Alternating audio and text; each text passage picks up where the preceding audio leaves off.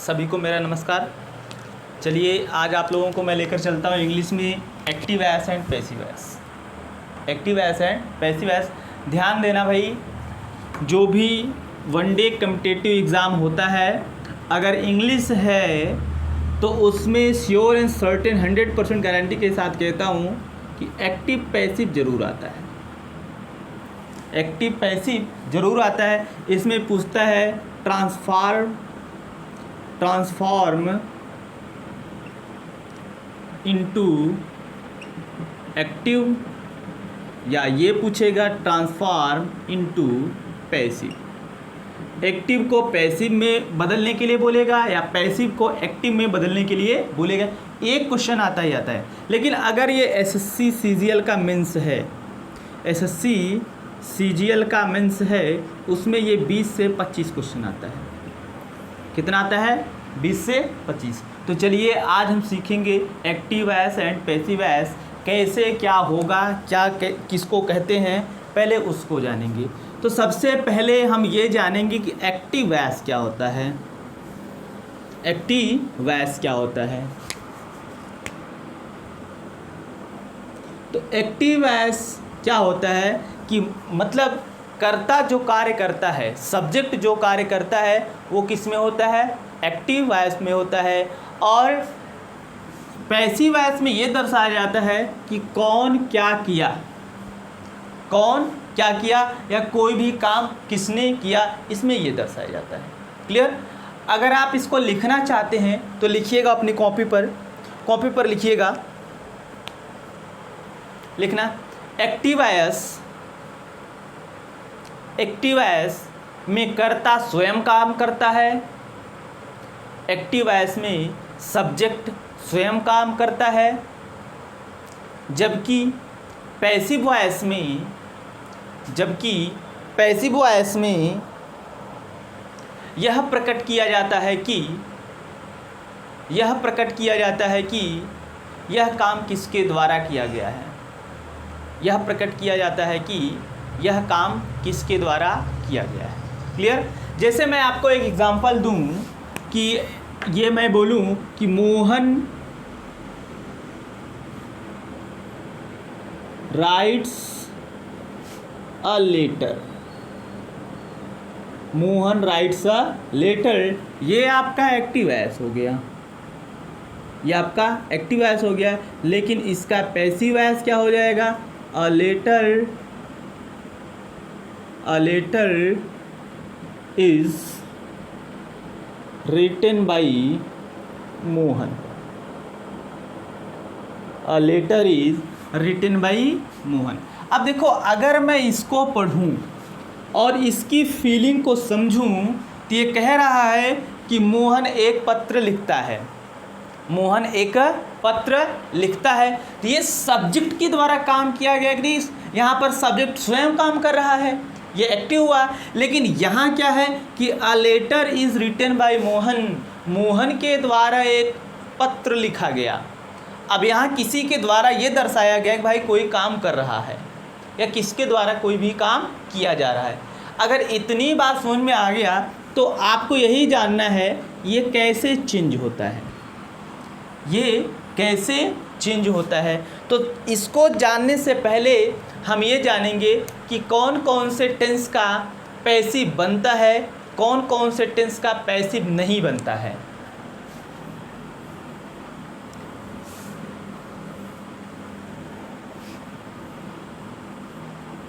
या तो उसको जानने से पहले आप जान लीजिए, पहले रूल जान लीजिए एक्टिव से पैसिव बनाने का रूल। आप अपनी कॉपी में लिखना, एक्टिव से पैसिव बनाने का नियम, एक्टिव से पैसिव बनाने का नियम, एक्टिव से पैसिव बनाने का नियम। देखिए, अगर आप कोई भी सेंटेंस लिखते हो, ध्यान समझना भाई, आपको समझना है। अगर आप कोई भी सेंटेंस लिखते हो तो उसमें क्या होता है? एक सब्जेक्ट होता है।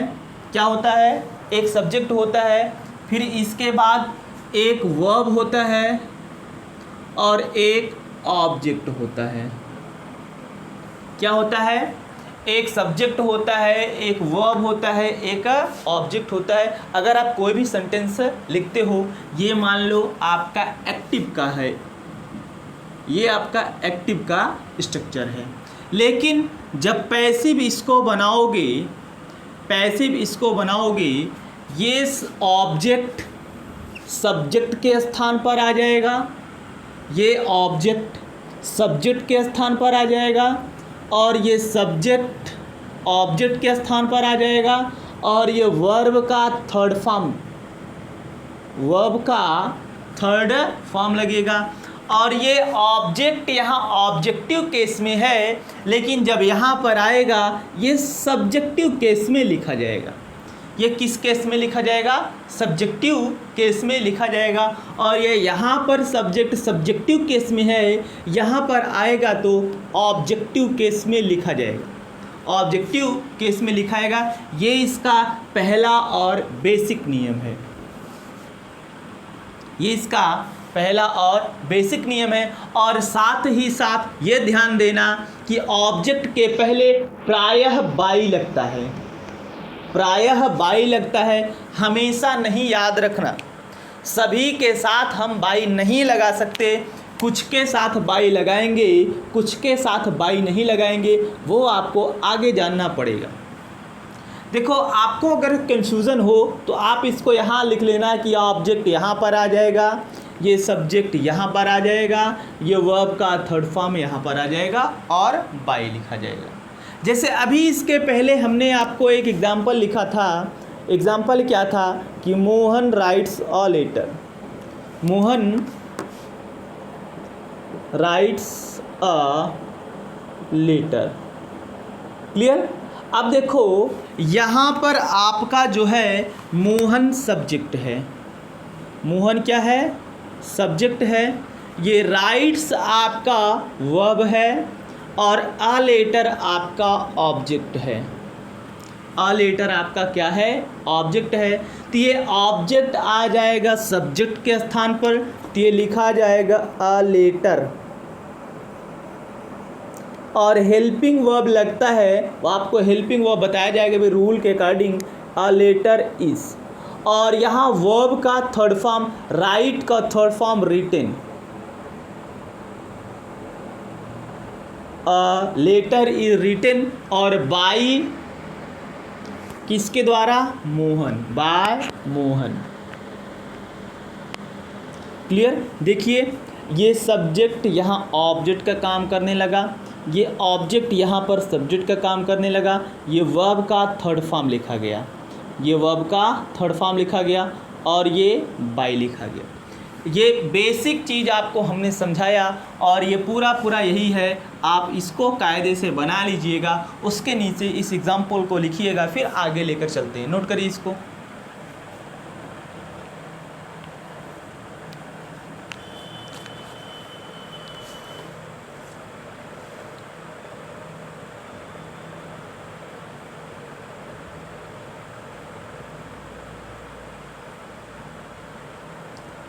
क्लियर भाई?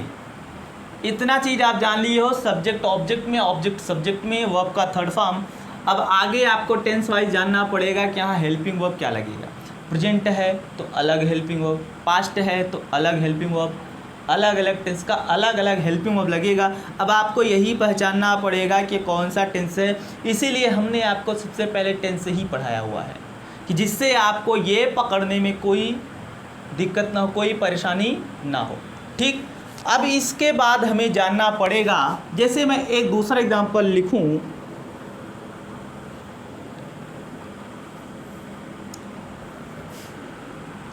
जैसे मैं लिखूं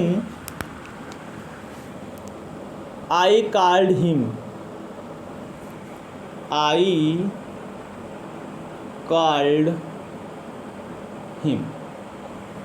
ध्यान समझना, अच्छे से क्लियर हो जाएगा। ये आपका एक्टिव वॉइस है, ये आपका एक्टिव वॉइस है। अब देखो, ये आपका क्या हो गया? सब्जेक्ट। ये आपका क्या हो गया? वर्ब। ये आपका क्या हो गया? ऑब्जेक्ट हो गया। क्या हो गया? ये ऑब्जेक्ट। तो हमने क्या बोला कि इस ऑब्जेक्ट को सब्जेक्ट बनाओगे तो ये ऑब्जेक्ट हिम है, तो आप डायरेक्टली हिम नहीं उतारोगे, ध्यान देना भाई, हिम नहीं उतारोगे। अब ये हिम यहाँ पर ऑब्जेक्टिव केस में था, यहाँ पर आएगा सब्जेक्टिव, लिखा तो यही जाएगा इसी का, लेकिन यहाँ पर लिखा जाएगा सब्जेक्टिव केस। अब हमें जानना पड़ेगा कि हिम किसका, या हिम ऑब्जेक्टिव केस है, इसका सब्जेक्टिव केस क्या होगा। इसका सब्जेक्टिव केस होता है ही। क्या होता है? ही। अब ये टेंस कौन सा है? पास्ट का है, तो क्या लगता है यहाँ पर? वाज या वर लगता है। ही वाज कॉल्ड, ये सेकंड फॉर्म है, थर्ड फॉर्म भी कॉल्ड बाई आई। अब आई ये ऑब्जेक्ट के रूप में लिखा जाएगा, लेकिन आप इसको डायरेक्टली आई नहीं लिखोगे, आई नहीं लिखोगे, ये यहाँ पर सब्जेक्टिव केस में है, यहाँ पर आएगा तो हम जानेंगे कि ये ऑब्जेक्टिव केस में लिखा जाएगा। तो आई का ऑब्जेक्टिव केस क्या होता है? मी। क्या होता है? मी। क्लियर? इतना चीज़ आपने जान लिया भाई, ये कैसे बदलता है। फिर इसके बाद आपको आगे यही जानना है, केस चार्ट। क्या जानना है? Case chart. बिना केस चार्ट के जाने आप इसको नहीं कर सकते हैं, तो अब हमको सीखना है केस चार्ट। और यही केस चार्ट प्रोनाउन में है पूरा पूरा।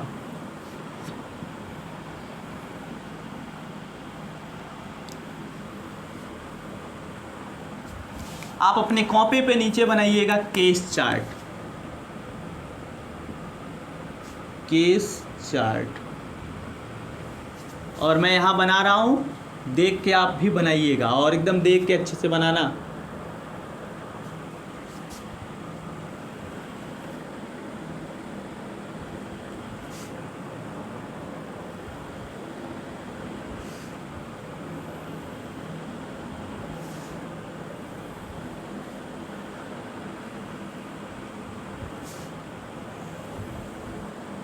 दिख रहा है ना भाई? थोड़ा सा यहाँ टेढ़ा बन रहा है, आप अपने कॉपी में एकदम सीधा बनाइएगा।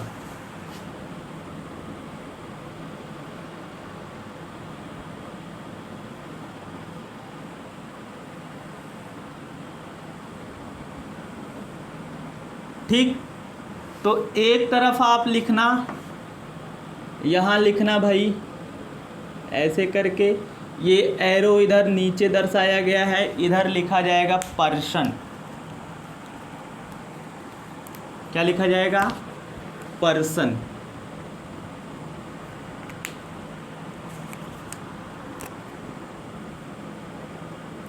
और इधर लिखा जाएगा केस, इधर लिखा जाएगा केस। पर्सन में आएगा आपका फर्स्ट पर्सन, सेकंड पर्सन और थर्ड पर्सन।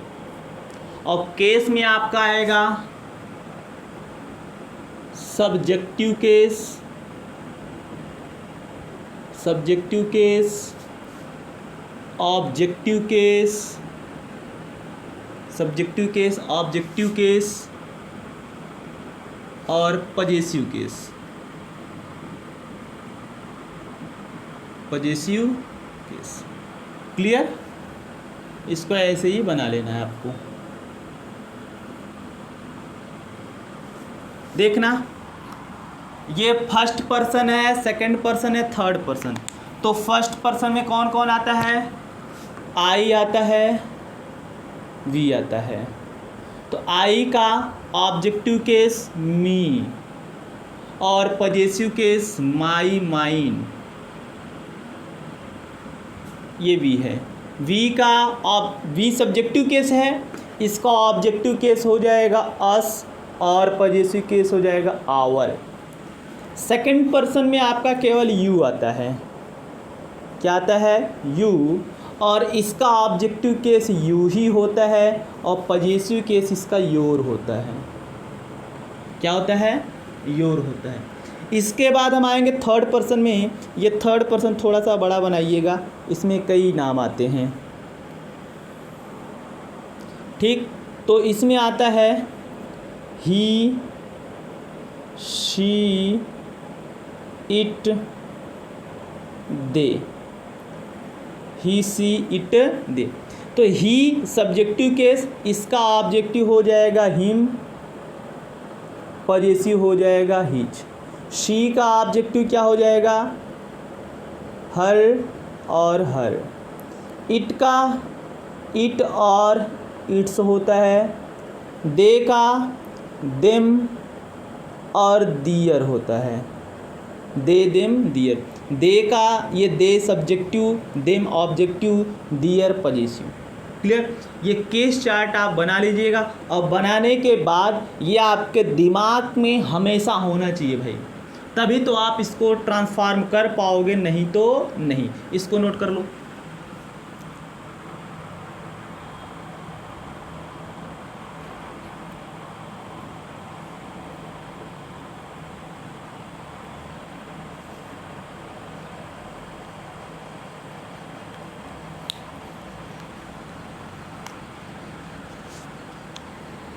हो गया, स्क्रीनशॉट ले लेना। अब इसके बाद आपको ये जानना है कि कौन कौन से टेंस का पैसिव बनता है और कौन कौन से टेंस का पैसिव नहीं बनता है। ये आपको लिखना है। लिखना, निम्नलिखित टेंस का पैसिव वॉइस, निम्नलिखित टेंस का पैसिव वॉइस बनाया जाता है।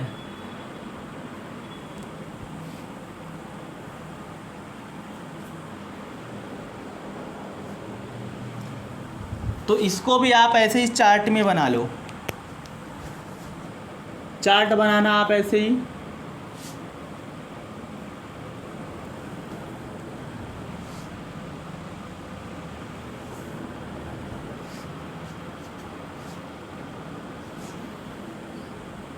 ये आपका हो गया present,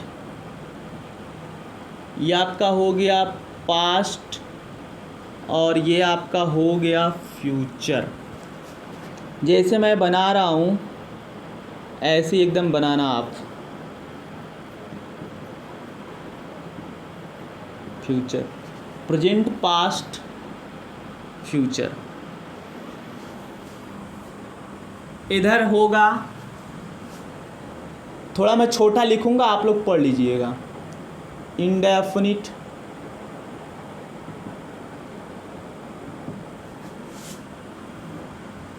continuous,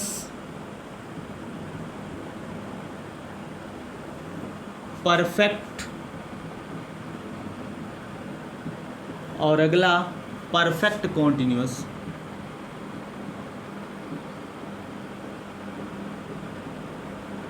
perfect continuous.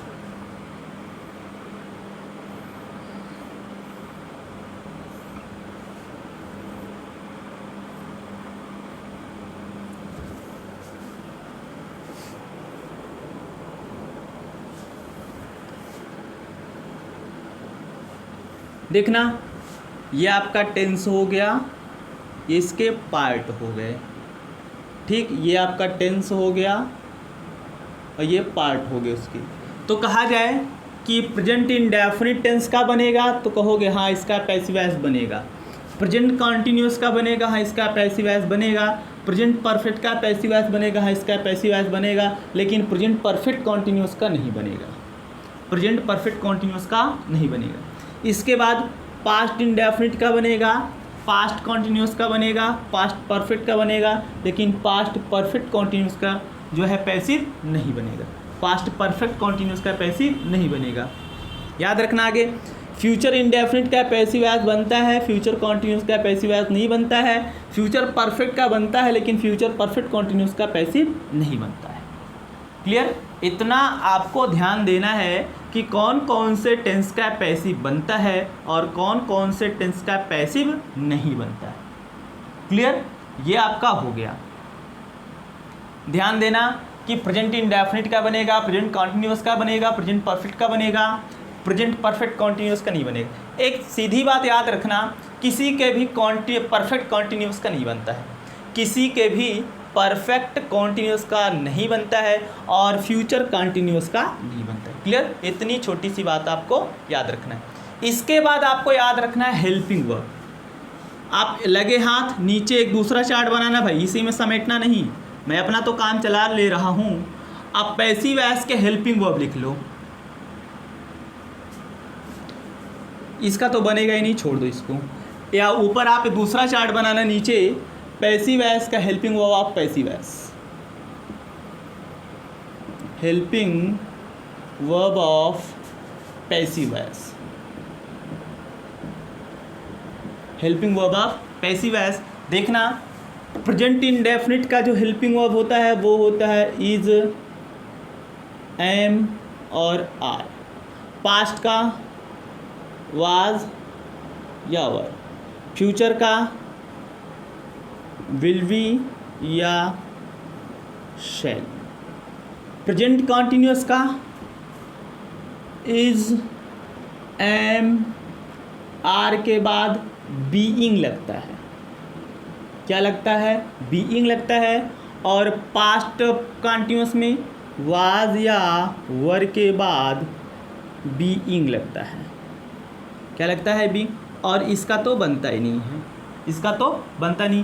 Perfect में क्या होता है, तो प्रेजेंट परफेक्ट का जो पैसिव वॉइस का हेल्पिंग वर्ब लगेगा वो लगेगा हैज बीन या हैव बीन, और पास्ट का केवल हैड बीन, केवल हैड बीन। और फ्यूचर परफेक्ट का विल हैव बीन या shall have been, will have been या shall have been, will have been या शैल हैव। क्लियर, ये बात आप अपने दिमाग में रखिएगा। हालांकि अब आपको मैं आगे एक एक टेंस वाइज बताऊंगा, लेकिन अगर आपको समरी चाहिए, एक ही दिन में आप पैसिव ख़त्म करना चाहते हो, ये सबसे बेस्ट तरीका है। सबका हेल्पिंग वो हमने बता दिया। बाकी आपको क्या करना है, सब्जेक्ट को ऑब्जेक्ट में, ऑब्जेक्ट को सब्जेक्ट में बदलना है, बाकी बाई लगेगा।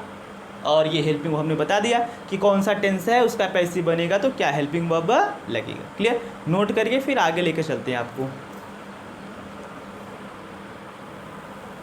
नोट कर लीजिए भाई इसको।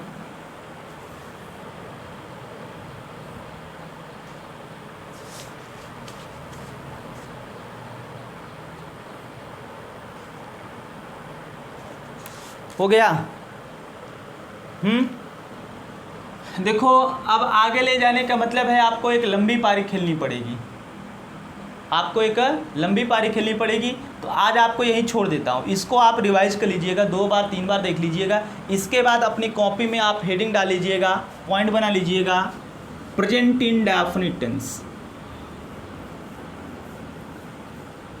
Present indefinite tense.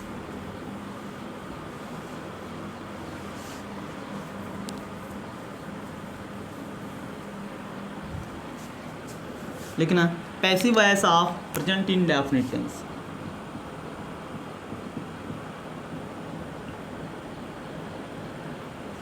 Passive voice of present indefinite tense.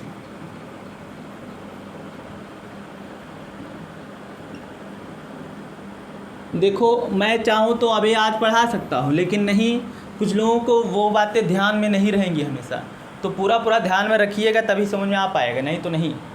Clear, तो आज आपको यहीं छोड़ता हूँ, बाकी अगली चीज़ अगले क्लास में बताऊँगा। और 2-3 क्लास में आपका ये समाप्त हो जाएगा, कुछ है नहीं। ठीक, तो आज के लिए बस इतना ही। Okay, thank you.